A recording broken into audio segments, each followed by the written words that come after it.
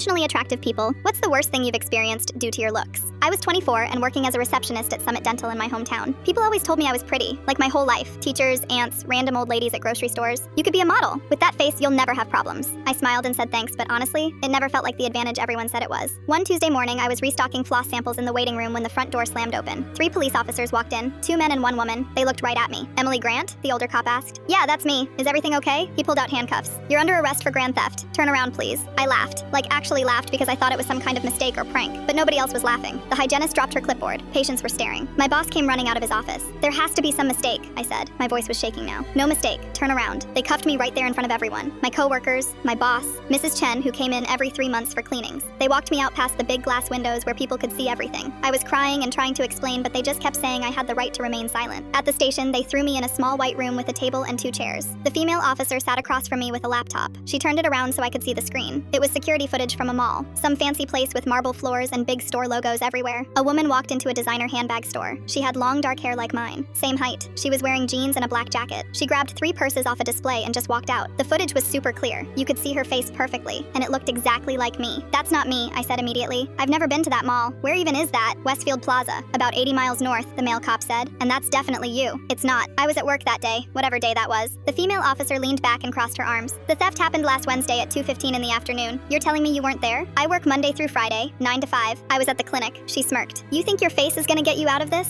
Pretty girls steal too, sweetheart. I felt like I was going to throw up. They didn't believe me. They thought I was lying just because the woman in the video looked like me. They printed out screenshots from the footage and put them next to my driver's license photo. I had to admit it looked bad. Same nose, same eyebrows, same everything. They locked me up. Actual jail. I got 1 phone call and I used it to call my mom. She was hysterical. She kept asking what happened, and I didn't even know how to explain it. I spent 3 days in a holding cell with 5 other women. One of them asked what I was in for, and when I told her, she just laughed and said, "Sure, babe." On the 3rd day, my coworker Jamie finally got through to someone. She'd been trying to tell the police that I was at work during the robbery. She brought in the sign-in logs, appointment records, everything. I'd checked in 14 patients that Wednesday afternoon. There was no way I could have been 80 miles away stealing purses. They finally let me go. No apology, just, you're free to leave. But the damage was already done. Someone had leaked my mugshot online. It was all over Facebook. Local pages were sharing it with captions like, "Even the hot ones are criminals," and "Pretty face can't hide an ugly heart." People I went to high school with were commenting, laughing, making jokes. I went back to work the next Monday and everyone was weird. Patients would stare at me in the waiting room and whisper to each other. One guy asked if I was the girl from the news. My boss called me into his office and said maybe I should take some time off until things cooled down. He said it was for my own good. I knew what that meant. I was fired. I deleted my dating apps because matches completely stopped. Guys who'd messaged me before were unmatching. I stopped going to the grocery store in town because people recognized me. My mom said I should sue somebody, but I didn't even know who.